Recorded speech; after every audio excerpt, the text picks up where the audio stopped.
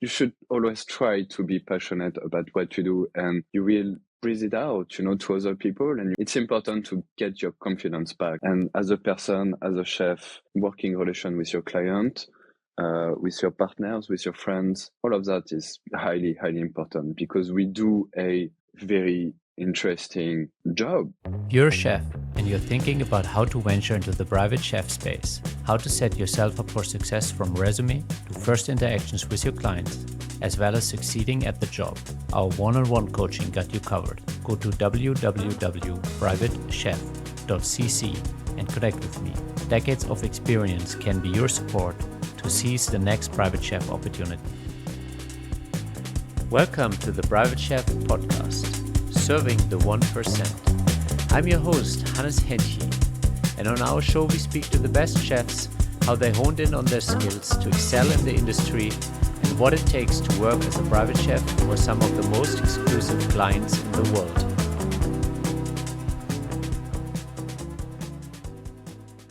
Welcome to the Private Chef Podcast. I'm your host, Hennche. Today I'm excited to introduce you to our guest, Chef Frederic Le Moing, a talented French private chef. We'll delve into his journey from his early days in kitchens to serving the ultra-high net worth clients around the world, exploring his career milestones, challenges, and the importance of mental health and good habits to deliver the best service possible. From Michelin star kitchens to the kitchens of private estates. Chef Fred, thank you so much for joining us on the show today. How are you doing? Yeah, all good. On holiday, so can't complain. Fortunately, the weather's not it's not the best. Yeah, I'm up in Scotland just now, Edinburgh. So how's the weather in Scotland? It's beautiful, no? It's like spring moving into summer. Well, I think we've got quite a bit of like a mixed weather right now. So yesterday was absolutely smashing. Today it's currently raining. It just go on and off right now. I think like the summer is not like quite kicking yet, but it's okay. It's okay. I do like a lot of kite surfing, so we've been quite lucky on the wind side. So it's good. Will you spend the whole summer up there? No. So I've got 10 days left, and I go back to London and Windsor. And after end of July, we're going in Canada. So Canada, we've got two property, one in Toronto, and got a private island about 3 hours north of Toronto. So yeah, nice. So it'll be my summer, busy summer. Yeah, as a private chef is usually. What about you? How are you? Good. Yeah, very good. Just recovering. I had another surgery on my wrist, but other than that, it's fine. I don't know. What did you do to it? Oh, I had an accident a couple months back, but it just keeps going one surgery after another. So last week I had one more surgery. But so no cooking for me this summer. So it's just that I did have a problem on my rotating calf like about 2 years ago, and yeah, it just lasted for 6 months as well. But yeah, I was still cooking, which is a difficult one because you obviously need to like let it rest. The biggest problem I had, it was okay to cook. I just had to be mindful, and be careful about it. But like it's dropping a spoon or something like that. Just the reaction of like trying to get it, we just like kick back the shoulder. But yeah, it's fully recovered now, which is good. That's good. I've seen a couple of chefs really ruining their shoulders and stuff for long because they didn't want to stop cooking. And like, yeah, absolutely. So I think it's can be tricky. Yeah, but I feel like I'm pretty lucky in the environment I'm working. It's less stressful. You can reorganize a bit yourself around it. This is not always 100% possible, but we've got some flexibility. And obviously, I've got downtime time were like quite long. So I work like 4 weeks on, 4 weeks off right now. So nice. Yes. So let me a bit of time. But that probably means that those 4 years on are pretty intense. So when I work 4 weeks, I work every day. So I start in the morning about like 6 o'clock. I arrive in the kitchen, but also don't know if you've got that things. I like having like half an hour. There's no one. taking my coffee. I'm very often in America, so it's time for me to like call the family because we obviously like 5 hours ahead in Europe. And I really like cherish that first half an hour, and I do the menu for the day and the little bits and bobs you need to do, you want to do, and after it's switch off the phone, put the music on, and cracking on, enjoying. So yeah, I do work like every day when I'm on call or on call all the time, and yeah. But it's okay. It's also like you have to take it like as kind of a different way of living. So obviously, like don't drink a sip of alcohol. I do a lot of sports as well. So I just a military life literally. So I say 6 o'clock in the morning, start cooking, do the breakfast, lunch service.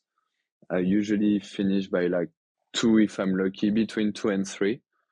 And I run a lot, so I go for a run like every day when I work, and I try to do about 10 kilometers running, and go back to cook. And usually by between 9 and 10 I finish, and try to be like in bed like pretty sharply after that, and and sleep, and same again the next day. And and you actually like if you get the right mindset. I'm also looking forward, this good habits, because I do feel really, really good after months as well like that.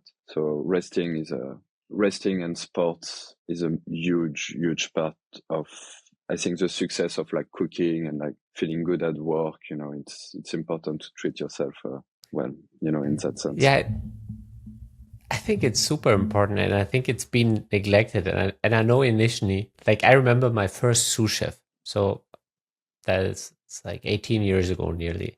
And when we used to go out, he used to joke that when he was younger, that he would go out 3 nights and rest 1 night. And then now he, goes out 1 night and he needs to rest 3 nights. Yeah. And I was almost like mocking him.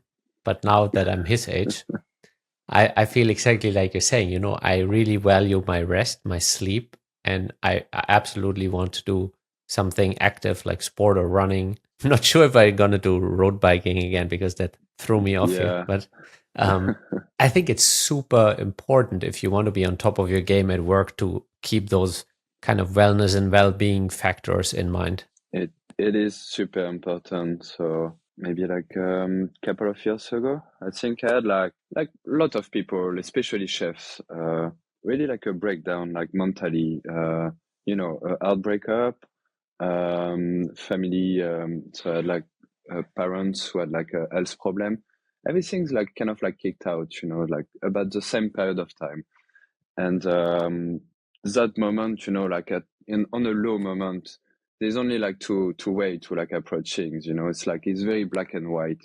I mean, in my opinion, maybe it's how I process things, but I just went to like one extreme to another one, and like I need to like be really careful on like all of that, because I was just feeling extremely low, and I had to like get up in the morning, find like big motivation, and we go for it. And healthy living, not being tired. The drinking is it's just like a poison, especially in our industry, that's for sure. And I think and I feel like everything's going much, much better since I apply all these things to me.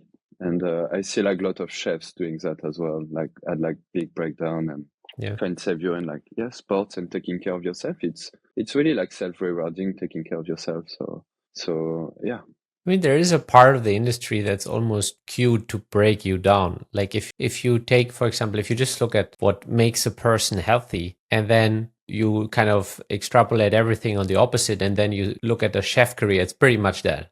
It's like you're eating at off hours, you're exposing yourself to tons of light and stimulants very late in the day, you're highly stressed on top of self, you're very likely to intoxicate yourself because of the environment you're in, the stress you feel like. So it's like literally everything on the other side of health is what a chef does for decades. Mm-hmm. And I think unless we're becoming aware that we're kind of headed towards that inevitable wall and we're making those changes. I mean, there's a reason there's so many burned chefs, and there's literally an organization, that helps burned out chefs. Mm-hmm. Yeah. So I think it's important to realize that for oneself. I find it very hard to kind of make somebody see it who doesn't himself like has made that step yet. Yeah, I think there's a lot of low self-esteem in chefs as well. So people kind of like lose a bit of the passion. It just like it's a slow process, obviously. And I felt that way, and it's like even so people would tell you like, oh, your job sounds amazing, like what you do, it's amazing. You just don't feel that way because you kind of like went into that circle of thinking you're not like a great person and it's not a great job. It's just because you're tired of it, you don't find any solution. But in fact, you should always try to be passionate about what you do, and you will breathe it out, to other people, and you will feel like it's important to get your confidence back. And as a person, as a chef, as a working relation with your client, with your partners, with your friends, all of that is highly, highly important because we do a very interesting job. Like what we do is interesting and kind of beautiful. You take it as you want. Is it crafty? Is it arty? It's whatever you want it to be, but people are genuinely really interesting about you. You just have to get that confidence and talk about it, because it's a good way of life, a good job, or a good hobby, That's what I think. Good hobby. Yeah. Yeah. So when you were kind of feeling like you needed a change, what were the resources that really helped you? Like, did you, for example, is it your primary care physician or somebody who was like, hey, maybe you need to sleep more?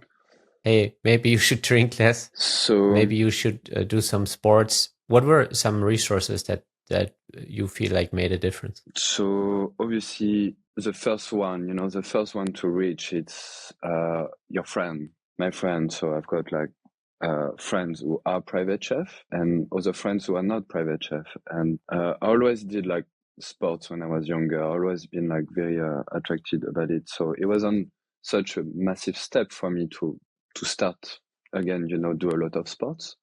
I think friends, and also I've been like reading a lot about self-improvement, and one who really helped me a lot. She's called Dr. Tara Swartz, and she wrote a book called The Source, and I really, really enjoy reading about it. Gave me like perspective, and also just make me realize it's all about you. It's like you're wasting your time being sad. You're wasting your time being not motivated. You're wasting your time. She just like enlightened that, seems pretty dead easy, now like thinking about it like that. Yeah, you need to, as we said, basically you need to get up absolutely every day thinking like you own it, and you own your happiness, you own your cooking, you're a great person. And that's, yeah, she really helped me. So highly recommend like that little read, The Source. And she has like podcast as well with different intervenants who are like equally very, very interesting. Yeah, I think this is such a crucial part. Like, I'll give you an example. I made a post the other day about how you can become a millionaire being a chef. And there was basically two types of people that were replying to it. People that felt like I'm offending them because their salary is so low. And then there was another group of people who was interested because they figured like, okay, if someone like him can do it, maybe I can do it too. And then I realized that it's about owning it. It's like some people there who are willing to own it and others who are not willing to own it. And I think having that ability to own things in life, be like, okay, this is on me, whether it's my happiness or my misery or my suffering, my success, whether it's my income, whether it's high or low, it's on me. And that not coming from like a self-delusional point, but more, I think if you give away that ownership, you're giving away the power to change something, because you're saying it's because of everything else in the world and I can't change anything, and now what? Yeah, no. Like, who's going to help you now? Exactly. It's, you need to kind of, there is like a part of like objectiving yourself. So I'll tell you, like once the day I decided to like stop restaurant, I just had enough. Like, had a really good position as a head chef in a very successful restaurant in Edinburgh. There's no more like satisfaction about it. And I wanted a challenge, so I didn't know if I was going back to university to do a master, or I liked the private chef environment. I was attracted to it. I didn't know anything about it. And so I just tried. And as you know, your first private chef gig are really, really hard to get. But I spent about maybe like 2 months, like sending resume like absolutely every day, calling all the agency down in London every day. Like they knew my name, like they had like their phone call every like 3-4 days, like to try to like follow up, I totally ran out of money doing that for like 2 months, but it was okay. Like, I mean, my objective was there. I just wanted to change. And I remember I bought a Thermomix to like train myself to be like a private chef. I was cooking at home every day for my girlfriend at the time, from like my friends, and trying new recipes, taking pictures to like add on my portfolio. And the day I was like, okay, in 1 week I come back to France and I'm gonna apply to university. The day I decide that, I call an agency up in Edinburgh. I say, oh, I did apply for a job last week, but so I just would like to know if the clients came back. Because I'm planning to go back to France if it's unsuccessful. And she said like, oh, actually the client's quite interested about your resume. And yeah, that was the story, and got my first job as a private chef on a shooting estate then. But it's just like the focus, was there, and obviously a bit of luck then, but I would say like 80% was like just calling and calling, like persevering, and it pay off eventually. Same for salary. I mean, like money in our job just come if you are that kind of person, and especially in our trade, you have to be like very, very interesting to people you cook for. Like you have to be someone even more than only your cooking, It's if you're like that person, money just follow salary or your perks, like I really like my time off as well. So for me it's like 1 month on, 1 month off. It's great. Get to do like, I love traveling. I love doing like kite surf, like seeing obviously over the years I've got friends a bit everywhere, so I can go like in so many places.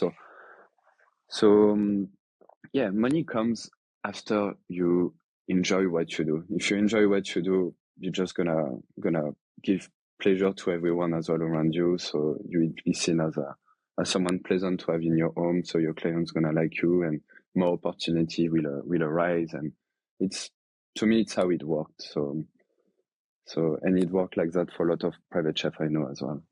Mm-hmm. I want to dissect this a little bit, because at the beginning of this, you said something very crucial. It's like you didn't get the job overnight, and it was not one application, and it was not one phone call. It was like it took you multiple months, and in those months you were extremely active.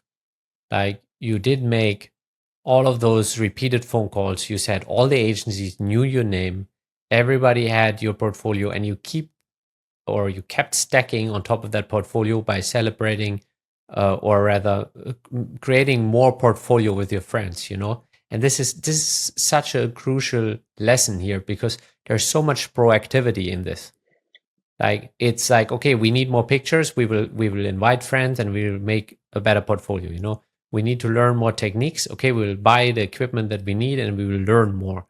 We will need to be in front of people, so we'll call the agencies, we'll let them know we're here, we will keep applying intentionally to all of those different jobs, and we will follow up with those too. And there's so much proactivity in this that you almost make it sound like, yes, it hasn't been super easy, but you make it sound like a cakewalk. But the reality is, from what I'm seeing when I work with chefs, most of them maybe take 10% of that action, not even.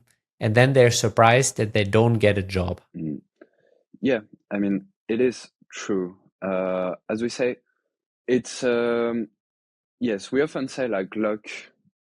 I've been extremely lucky. Yeah, it comes with work, and the envy to get it. If you want something, you have to get it, and it takes time. Work in a restaurant, we had a Michelin star in a restaurant, it's exactly the same process. It doesn't come magically, you know. It's commitment and yeah, if you get like people around you as well motivated, you know, for you to get it, it's even easier, you know, because you just make it a pleasure, you know, or almost a pleasure. You need to objective yourself. You need to really want something and work for it. Yeah, absolutely. And never think you better than anyone.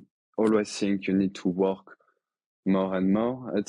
It's funny because I go sometimes, so I do like a lot of sometimes extras or consulting job, and I see like some people, like some very young person, like showing me one thing. I was like, oh, he's better than me on something. You know, I've got like 15 years experience. I've done I've done the turn on like cooking like a lot of different cuisine, and suddenly like don't know, 19 years old new chef come in and like show me a technique. I'm like blown away, and it's just like, yeah, humility in what we do is extremely important, and it's why you need to to make your world, you know, bigger and bigger every day. So while you're like trying to get that things, yeah, just work on it, and yeah, that's my view on things. And Mhm. But there's also another aspect that you're kind of like encapsulating here, which is having a good attitude and being pleasant around people, like in their home as well as at work. And I think this is something that has been around forever. Like Warren Buffett talked about that 50 years ago. It's like generally people with a good attitude, you know, tend to be whatever you want to quote as success. I don't want to define success for someone else, but the general vision of success usually tends to be more likely to be attained by somebody who has a good attitude. 100%. I think I have a feeling it's Warren Buffett as well who said, we don't hire just people, we just want to hire really someone we like. You get the job at an interview only on the credentials that like someone likes you. Because obviously, like people who's got the same skills or like similar skills, you would just like take the one which is you're more likely to have like good conversation or enjoy like seeing every morning, you know, like when you're a bit in every mood you would have, you know. So yeah, it's important to be like highly positive, having a yes attitude, and even more in what we do, you know, because I've seen chefs in working in families, you know, and saying like, no, I don't do that. I was like, dude, it's like get the right attitude. You can do everything. Everything's possible. Like yeah. And if you get that attitude, you do like realize that most of everything is actually possible. And yeah, and it's just easier. It is just easier to be like, yes, we'll do it, of course, no problem. And other than like the day, you know, you don't want to have it, you're tired, it's difficult. No, it's not possible. It's just creating more grief for your own self. So being nice, trying to be nice, even so it's difficult, it's tiring, it's everything, you know, it is just easier at the end of the day or at the end of the week, at the end of the shift, and people will appreciate you for going the extra way as well. So it's all bonus for everyone.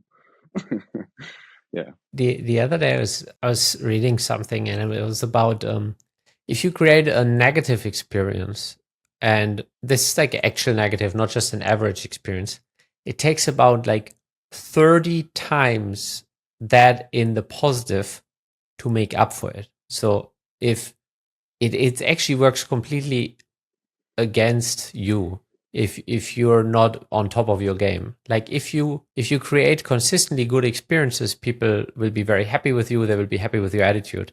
But if you create like a major screw up, like let's say your principal hosts and for whatever reason you're not on point that night and you're not delivering your best food, but they really wanted to show the guests a good time, you will have to spend literally the entire next month going above and beyond for them to not even get back to even with you. It's not even like you cannot just say sorry.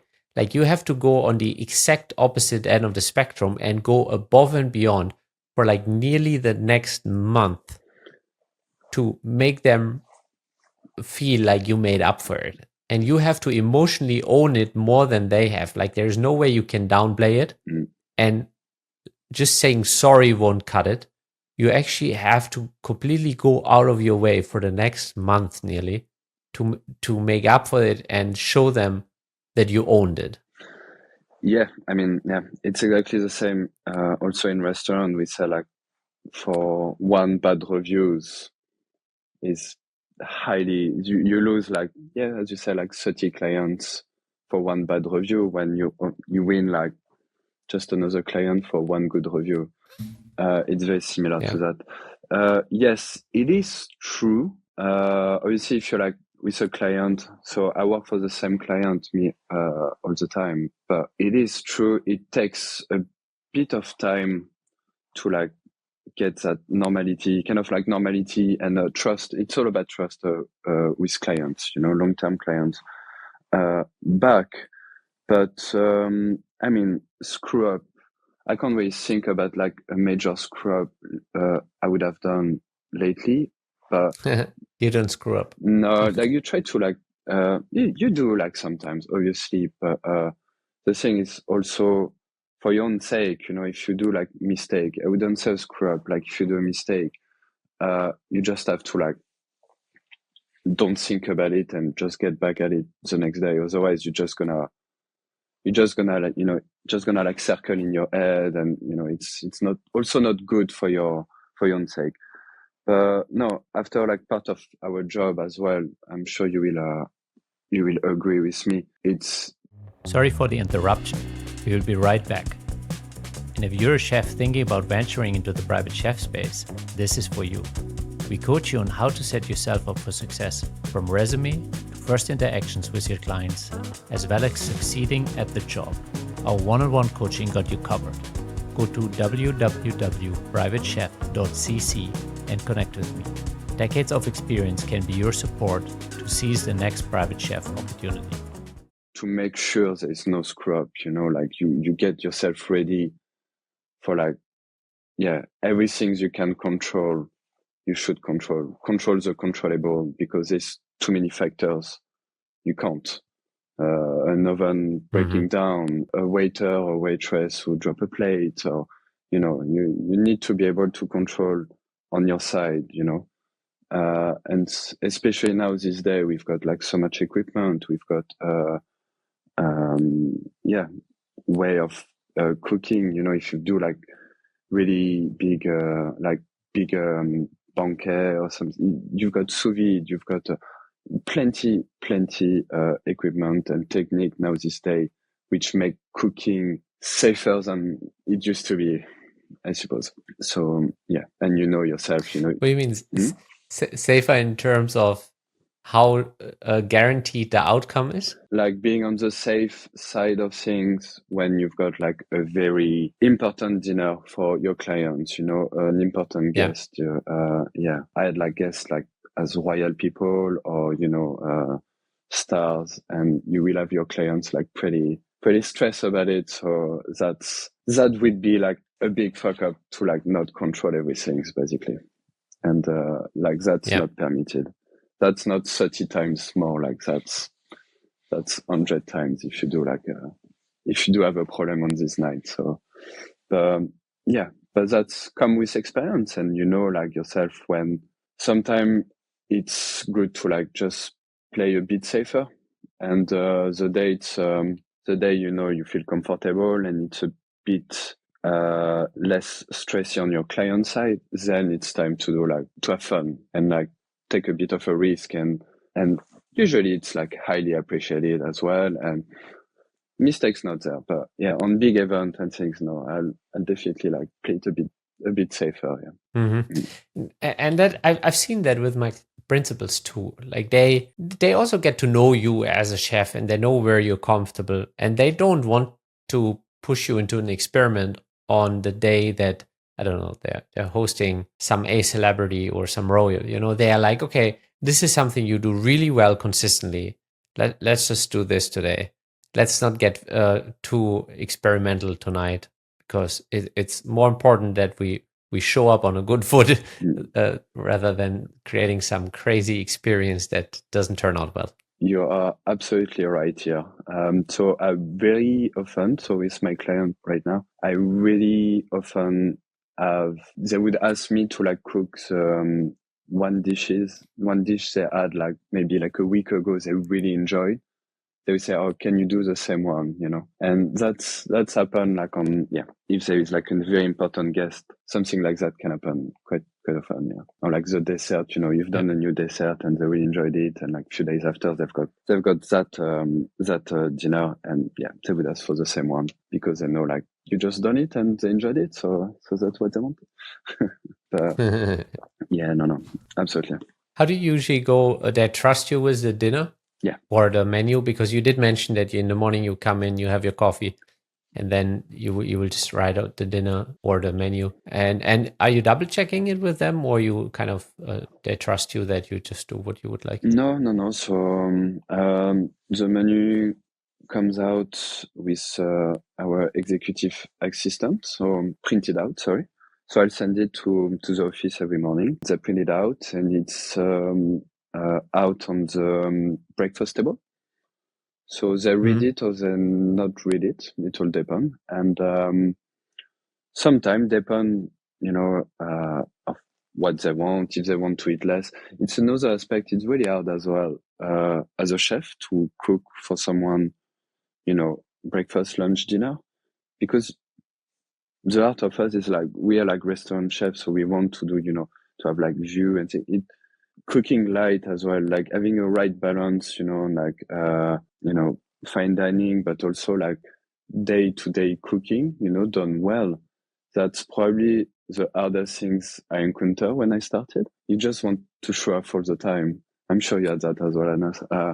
You just want to show off and do like complicated flavor and things all the time. And so it's important to switch like very quickly because your clients want and need to have simpler food as well. Doesn't mean like you don't work them, nicely, like you make your own pasta, but like sometimes just a pasta dinner, with nice vegetables, like knowing how to make like nice salads and don't need protein, every lunch and dinner.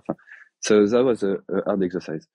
Anyway, so they would, so menu is on the breakfast table. They would say, sometimes, it's very rare to be honest, but sometimes they say, "Oh, I'm not feeling like having meat for lunch today. Can I just have like something else, or like eggs or whatever the request is?" But no, like there's not many change. They do like to be involved when they get friends over, but it depends. Sometimes they do, sometimes they don't. Do you keep this is something I used to do. Do you keep a notebook on what the friends like? So same again, we do have a book. So we just keep feeding the book. New friends, new person. So as soon as we've got someone new coming in, we just add. So same again, our office deal with that. So our like EA and PA. So we just like transmit the information. But now we know all allergies, we know what they like, what the cocktails they want, which whiskey they drink, which champagne, white, red, what they like, what they don't like.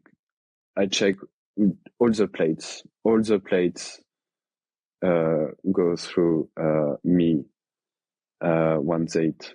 When they finish eating, I just check what. So I don't know if I see they don't eat broad bean, I make sure next time, it's in the note, like no broad bean for that person. And obviously there's big communication as well between PA, all kind of, it's kasher, for religion reason or diets. I think, we control all of that, all the time, and we book everything. It's really important.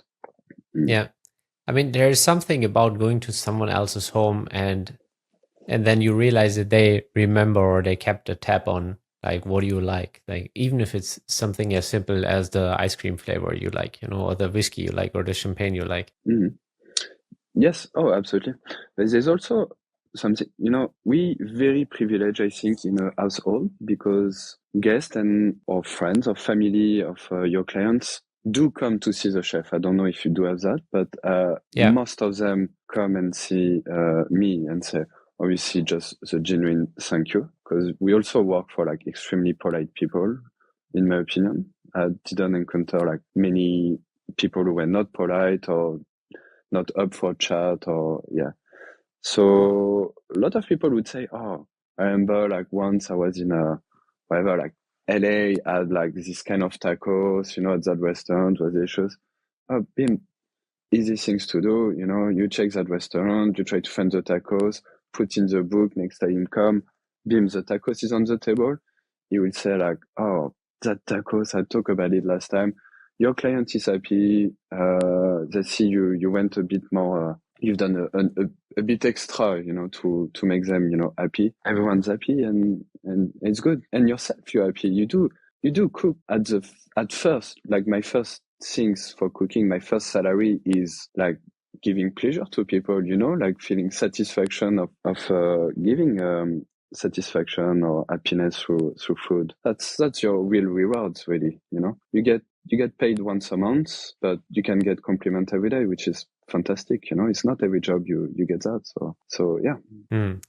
I like that attitude. It's Mhm. like you get paid once a month, but you can get a compliment every day. Absolutely. Yeah. But on the flip side of that, don't feel bad if you don't get a compliment every day, because there's some people who are just not like that. Yeah, you just have to learn like that. With some clients, saying nothing is a compliment. You hear about them when there is a problem or something they don't like, but it's okay. Just have to take it as it is in front of you. So yeah. Yeah, and it also helps to be somebody easy to talk to. Like as you said, some of those people come into the kitchen and and that's actually something that I had to adapt to initially when I came out of the commercial kitchen and went private. I wasn't too used to have those like 2-minute chats in the kitchen where people are very curious and where they want to know what you're cooking, and I was like, huh, why are you talking to me? And and that's something that really helps to adapt to, because I consider myself a little bit more of an introvert, and I'm kind of doing my thing, and I always used to joke there's a reason I'm in the back of house, that's so. But then once you're in private and people start entertaining, people step into the kitchen all the time. Yes. So you got to be friendly around those interactions, because it's a large chunk of you're representing the family, and it's a large chunk of the experience of the guest in that home.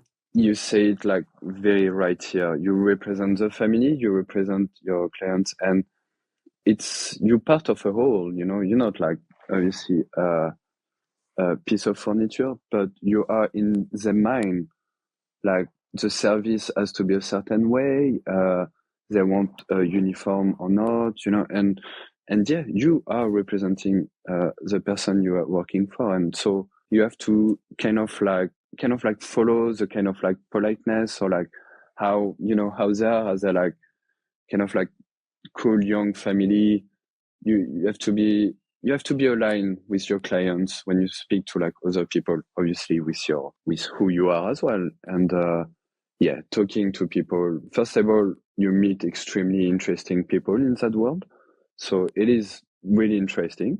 And also second of all, it's a very, very small world, so the day you need another job, people will remind you if you give them a chat, and so how you get job. I got my last job strictly on that point. They gave me an interview because I cook for someone before who had friends over at a shooting estate, and yeah, they tried my cooking. We had a chat, and I got the interview at my last job purely on that. They saw my name, they saw the name of where I was working. It's like, remember him? Got my new job, and yeah, so extremely important. You're not only doing it for the moment, but you're doing it in 6 months, 1 year, 5, 10 years. You don't know. You never know. Never know. Yeah. Mm-hmm. There's a great book. I actually have it right behind me here. Mm-hmm. It's called The Compound Effect, and it's not just about compounding money, but it's like if you have a good attitude, that compounds. If you're building network, that compounds. If you're continuously just going 1% above, and that's the interesting thing. It's like, if you want to stick out, you don't have to be twice as good. You just have to be 5% better to stick out, but all of that over a decade puts you into a completely different bucket of success. And on the flip side, if you're just like 5% below the top, you're always in the most crowded place. You always feel like you don't get to the next level. And meanwhile, that person on top of top is actually not doing twice as much as you. They may be doing 15% more than you, but they're getting twice, 3 times the rewards in terms of the connections they have, in terms of, the financial outcome potentially, the overall how their career goes from there. Oh yeah, you're absolutely right. It just makes me thinking what you say is like a lot of chefs got this problem, and I work with people like that. So working like in private houses, but we had like brigades, and you would have like chefs. You never know on which foot to dance, at the French expression, like when they arrive in the morning, are they going to be in a good mood, in a bad mood? I tell you that for clients, or for everyone actually, even in life, it's not like they won't be like chef I would call to like come to work with me if I need someone for a month, which can happen. It's just because it's tiring. And I say like 5%, you've got 2% in front of you. Yeah, you're just gonna go straight to like the person even a tiny bit more interesting or a tiny bit more like in a good mood all the time. Like a nice, good attitude, being pleasant is just so much easier for everyone.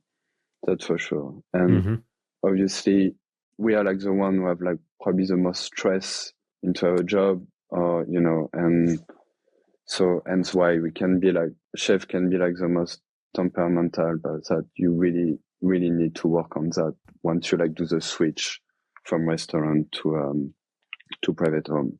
Just be impeccable if there's something or like bug you, I don't know, just put your headphone, and just like try to like quiet you down, put some music on, but don't show any frustration at all.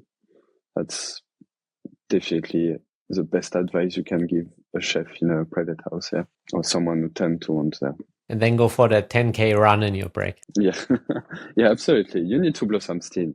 It's so important, and obviously I did that as well when I was in restaurant. Like blowing steam for me now, it's running. I would don't like drink or take substance at all anymore. That's out of the question. Yeah. I mean, it also running sets you up for success or sport in general. There's so many beneficial downstream effects of that in your body. Like one, you actually feel stronger, you feel better. At the same time, you're kind of resetting how you felt before you run. If you start doing anything but that, like whether you're starting to drink or something, there's actually a negative downstream effect. And it's very short-term benefit, and long-term it's just the downward spiral. Oh. So it really doesn't help if you want to be on top of your game.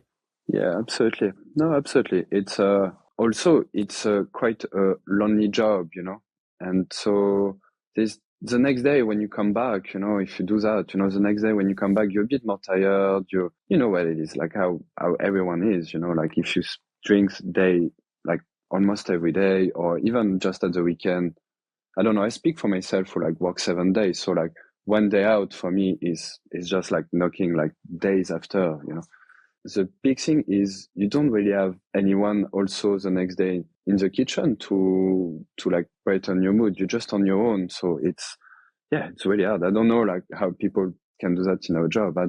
I don't know actually like many chefs who would do that in our sector. So yeah, no. Actually, almost most private chefs that I know, they either keep drinking for their days off, or it's nothing that sticks.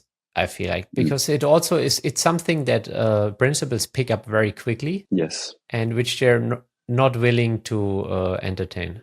Yeah, absolutely. My first private chef job, I was cooking breakfast in front of my boss.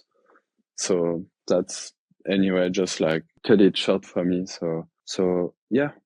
But also, I think private chefing for like many, I'm talking here for like private chef who like work in Michelin restaurant, the that route, Michelin star restaurant, been a chef for like quite a while, just got tired of the restaurant business, which is like the pressure, working every Saturday, Sunday, no flexibility really, to going to like private chefing for lots of us is kind of like for your health, for people around you.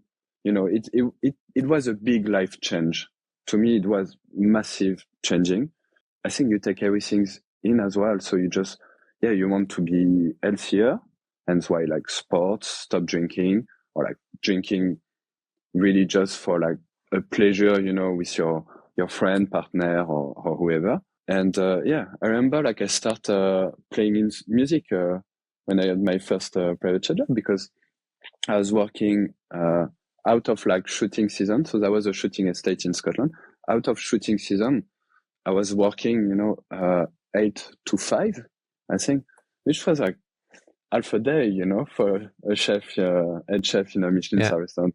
Really, like when you think about it, when you had like your boss telling you like, oh, you can take half a day tomorrow, means like after 3 o'clock, you were off, it's like you already done like 8 hours or 7 hours, but that's considered as a half a day, which is extraordinary. Like when finishing at 5 o'clock, I was like, wow, it's insane. It's so good. You've got so much time, can go to the gym, can like play an instrument, still have time to like cook my dinner, appreciate my dinner with my partner, and watch a movie, So sounds like having a life. Yeah, it was extraordinary. And when you like try to explain that to people, they're like, yeah, it's quite funny. So I think it comes as a whole for a lot of us. We kind of like saw that like you can't carry on living on like that for another 10 years. It's like when you project yourself, you've done it, you loved it. At some point, you just wanted a big change. And I think a lot of them, the people I know who've done that switch, did it for like a whole package, being better with their family, either like you got kids. You start sport, you stop drinking, you stop smoking, you stop drinking, stop smoking and everything. So, yeah. Last summer, I went to, so I was part of a summer soiree, and it was like Chef Daniel Boulou and Jean-Georges and Eric Ripert. And we were all cooking for a principal who is the business partner of my principal back then. And it was so much fun because I used to work with Daniel and his team. Okay. And half of the people that he brought were still working with me back at Daniel. And they looked so unhealthy compared to the private chefs on the estate. Like, so we were like 3 private chefs that were pulled together from the different estates. And then the rest was the kitchen teams. And Daniel's team looked the most burned out of all teams. Really? And that's where you can see who's driving the energy. It's the owner. It's the owner and the head chef who drive the energy into the team. And they looked like really pale and unhealthy. And I don't want to take a dig at them because I used to be part of that in the same team. But it was very obvious at the same time that Eric Ripert's team looked a lot more calm and relaxed and composed and overall healthy. And I think that's because Eric is into meditation. Eric likes to go to Buddhist temples and that's his daily practice. And he really takes that to his restaurant. So he's interested in people being more composed and more calm and more healthy. And that was so interesting for me to see. So the healthiest out of all of them were the private chefs who looked like overall a lot more composed. And then within the kitchen teams from the restaurants, there was a clear distinction. And I thought that was like, wow, this was literally the path I was on. And just like you said, you look into the future. I'm like, okay, can I do this another 10 years? And interesting enough, back then when I was at Danielle, I was like, my answer was no. Like, I'm not going to do this until I'm the age of like my head chef, because I want a different kind of life. And I think that's a very important exercise. Wherever people are in their journey, always look ahead of yourself 10, 15 years. I'm like, whether you're in corporate or you're in a chef in a restaurant, see what the trajectory looks like and ask yourself whether it's something that you actually want for yourself. Because that has always served me as a guiding storm. Like, actually, that's not what I want for the next 15, 20 years. Yes. There is like always, I don't know how it was for you, but like I started cooking after I studied because I just wanted to travel. And there is like this kind of like excitement because this world is really interesting. And when you're young, when you're like 20 years old, but you can like go on and on and on and like go out and it's thriving and you've got like you're always with your friends. That was my impression. I was having like so much fun. I was with interesting people from very, very different background as well, different places. It's international. You can work everywhere in the world. I mean, yeah, it just like wear out at some point, you know, like start going through like your 20s, lovely, and you arrive about your 30s and you're like, well, what's next? You know, like once you reach, you know, like quite a good level and you're like, it's either you've got enough cash to like open a restaurant. It's not only the cash as well. It's also like the willing to do, you know, because it's quite scary to open a restaurant and it gets scarier and scarier in my opinion. That's something people don't prepare you when you are in your early 20s or obviously when if you like did an apprenticeship at like 16 years old. There's no enough talk of like getting that time, you know, like being prepared for that, you know, an exit, you know, working on your exit is really important. And I haven't done it. Once again, I got lucky to find my path, you know, something I really, really like.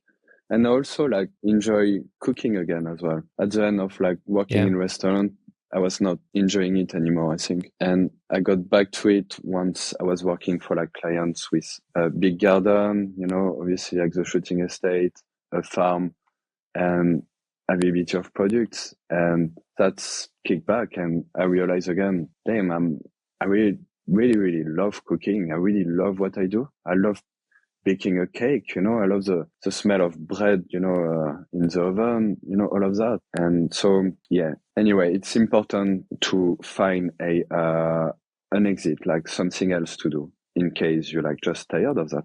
It's also important to make the distinction whether it's the environment that takes the joy out of the job or the cooking. And then you can change the environment like you did and you go back to the love of cooking. Or whether it's the cooking itself, you know, and I think that's where it takes some self-awareness and it takes like that shift in environment. Like, okay, actually it was because I was in this crazy commercial kitchen, which I also had to deliver on the numbers and everything. But if you take me into a place where I cook for principles and maybe, for example, budget is not that big of an issue and it's all about delighting the guests, then it's joyful again, you know? Yeah, absolutely. Yeah. I mean, yeah, I find everything really interesting, like working in like different places, obviously. I was amazed. I've never been to like America before my last job, you know, and now I work in Florida. So I go to Florida a lot. Canada the same. And just see like how people are, how people eat, it's so interesting. Like, we really do an interesting job because we think into, people's habits, you know, and I think like one of the biggest customs of people like go through food everywhere you go in a restaurant, look at people, how they eat, how they interact, how they order, how they say thank you, how they enjoy, appreciate like what aspect of food they appreciate, you know. I mean, we all know like you go to Italy, you know, Italy, it's like ingredient, it's fresh. It's like you go to Toronto. It's very interesting as well because it's very, very international. You see like melting pot there for food is so interesting. And yeah, it's great. It's a really good job. I really like what I do. Yeah. Traveling chef is interesting. And yeah, thinking, looking back at like, yeah, 10 years ago when I had enough of like my job, it has been an interesting journey, you know, a really interesting journey. I didn't think when I started cooking like I would ever end up into like what I do, but happy days. But that's part of life. I feel like as much as some people try to plan their life very diligently, I think for most people, including myself, the journey has been unfolding, you know, one step at a time. Like I could have never guessed in my life how it turned out now, the kind of people I cooked for, the kind of exposure I got. And that exposure in itself sparked new ideas in my head. I'm like, okay, You know, if they can be investors, why can't I be an investor? You know, and so that's like I'm still cooking, but at the same time we've started investing. Like if my principals can do that, I can probably do that too. Yeah, exactly. So you know, it's because of that exposure. Like yeah, it's so funny you say that as well. You must have the same. It's like obviously you've been cooking for like people like actors or like people very very well known or like sportive. It's very interesting to like just see them, you know, like they just like wake up in the morning and like go to bed at night, you know, like you and me. You know, you just like I find it really interesting, and like after like years of doing that, you just like just another one, you know, like someone else new, like you never seen, never met before. You're just another one, you know, you're just like a human being. You just like normalize like people as well. Yeah. And I think that's important because, and maybe it's because of the media exposure we had. It's actually healthier to normalize them as a human being, and that means we can still serve them on the highest level. That means we can still, you know, take their requests for what they are. But at the end of the day, they are another human, you know. And as you said, they have all the same needs that we have as humans, and some of their expression that they can express in their environment are different because of the resources that they have at hand, but at large, you know, it's something that we personally can also strive for, actually. Yeah, absolutely. No, I think everything's possible. And yeah, and as you said, what we do as well, you do like meet people, you know, who are also really willing to help. Also, opportunities arise everywhere and anywhere. So no, absolutely, absolutely. Well, Fred, this has been lovely. Where can people connect with you? You have a beautiful Instagram it's like account. It's mostly Instagram. Unfortunately, I'm not like the most active on it, as you know. It's like it's quite difficult, but I do try to be better and better at it. And we are like doing also like interesting things down in Edinburgh with other private chefs, and we are like working on new like pop-ups. I do like some pop-ups sometimes, and we're working on like few projects. One of my best friend chefs called Barry Bryson, who is much more active actually in Edinburgh, but we're like working on things together and doing like interesting stuff and like make sure we have fun together and with the people we cook for. And yeah, so my Instagram is just under like Fred Le Moing. And for everybody who doesn't know French, we'll add that in the show notes. Yeah, absolutely. Well, thank you so much, Anna. That was lovely.